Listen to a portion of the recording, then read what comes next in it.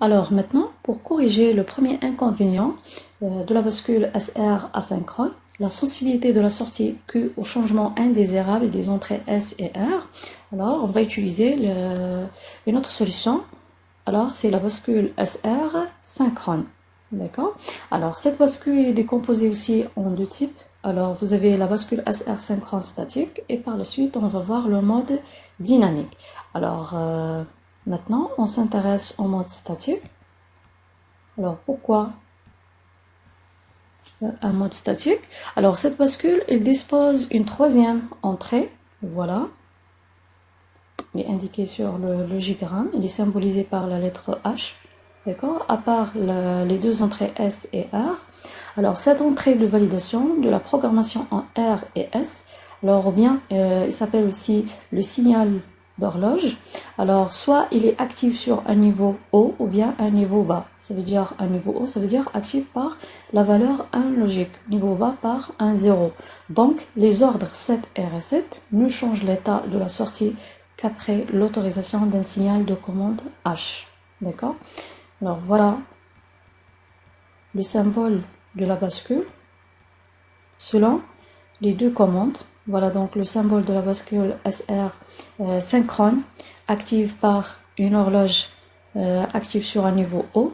Voilà. Alors s'il est actif sur un niveau bas, on ajoute un petit cercle. Voilà. Alors maintenant, on va essayer de remplir la table de vérité de la bascule SR synchrone statique. Alors maintenant, si H il est à 0, alors que ce soit la valeur de S et R, donc la bascule va rester dans un état de mémorisation. Voilà, donc c'est Q minuscule barre.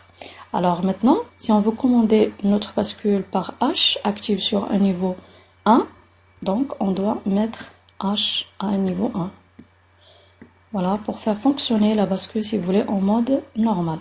Alors maintenant, S et R. Voilà, donc les variables S et R. Alors 0, 0, 0, 1. Voilà, c'est le binaire naturel. Alors 1, 0, 1, 1. Alors maintenant, si H égale à 1, donc S et R égale à 0, 0, donc Q va prendre toujours état de mémorisation selon le mode normal de la bascule SR. Voilà, Q bar. Alors si vous avez 0, 1, c'est reset, donc Q va prendre un 0, 1. Alors si S égale à 1, c'est 7, donc Q va prendre 1, ou bien inscription, 0. Alors si 1, 1, il s'agit d'un état indéfini ou bien à éviter. Voilà. Il s'agit d'une contradiction entre les deux sorties. Alors maintenant, on va mettre des commentaires. Voilà, donc il s'agit d'une mémorisation. Voilà. Alors, de même.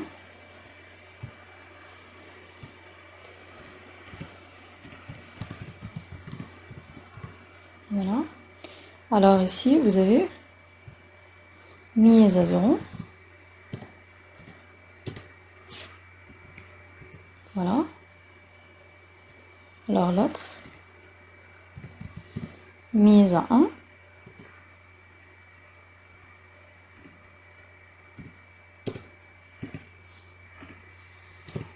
Voilà. Et bien sûr, le dernier cas, il s'agit d'un état indéfini. Voilà. Donc, par la bascule SR synchrone statique, on a essayé de résoudre le premier inconvénient de la bascule SR asynchrone, la perturbation de la sortie Q au parasite des entrées. D'accord?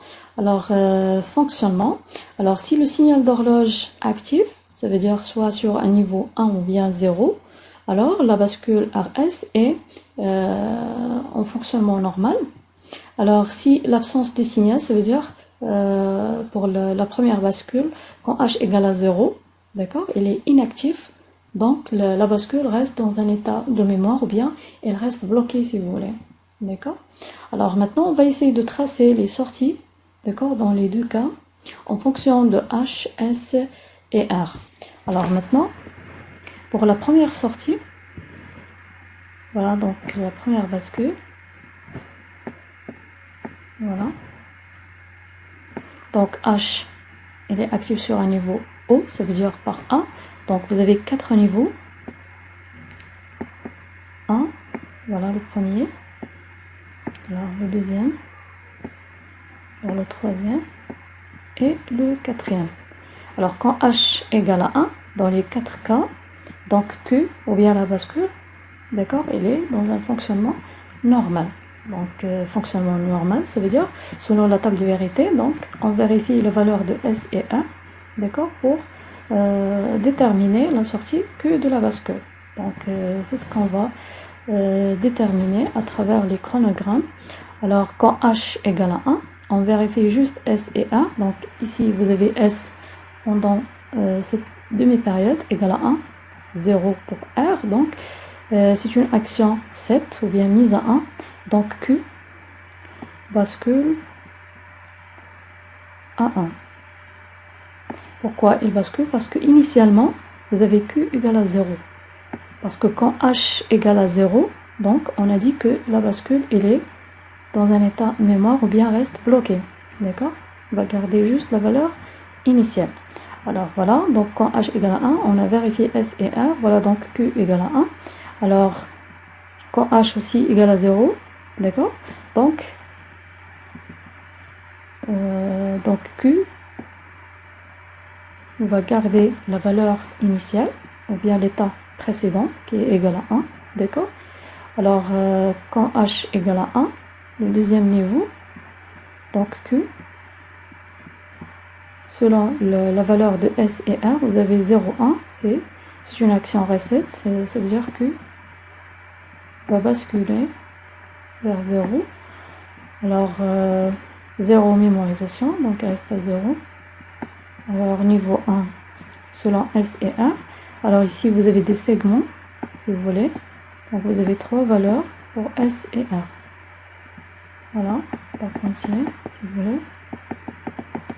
Voilà, alors le premier segment, donc SR1, 0, c'est mise à 1. Alors 0, 0, mémorisation. Alors 0, 1, Q égale à 0. Effacement. Alors H0, mémorisation. Alors niveau 1, on vérifie S et R. Toujours vous avez des segments. Voilà. Alors 0, 1, mise à 0. Alors deuxième segment 0, 0, mémorisation. Alors 1, 0, mise à 1. Alors après mémorisation, donc il reste à 1. Voilà. Donc Q pour la première bascule qui est active sur un niveau haut. Alors maintenant, la deuxième bascule,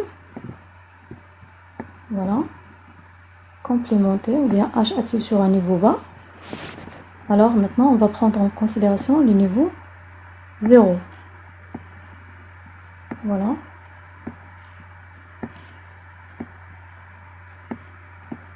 Donc le fonctionnement normal de la bascule SR, il est juste quand H égale à 0. Donc le premier 0, donc on vérifie toujours S et R. Donc S égale à 1, vous avez une action 7. Voilà. Donc 1. Alors 1, mémorisation. Ignorer si vous voulez. Donc 0, on vérifie S et R. Donc toujours vous avez des segments. 3 segments. Donc 1, 0. Premier segment c'est 1. Alors 0, 0. Mémorisation. Alors 0, 1. Reset. C'est 0. Alors 1, mémorisation. Donc l'état précédent. Donc 0, on vérifie S et R. Alors des segments toujours. Voilà, donc 0, 1, c'est reset toujours. 0, 0, mémorisation. Alors 1, 0, un basculement à 1. Alors 1, mémoire. Alors 0, vous avez R égale à 1, S égale à 0. Action reset, donc basculement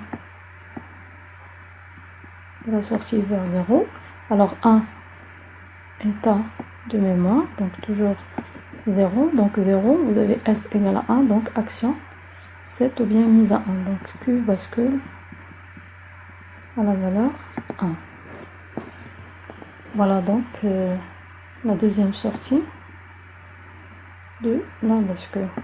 Donc pendant le demi-période, par exemple pour la première bascule, donc quand H égale à 0, donc la bascule reste bloquée.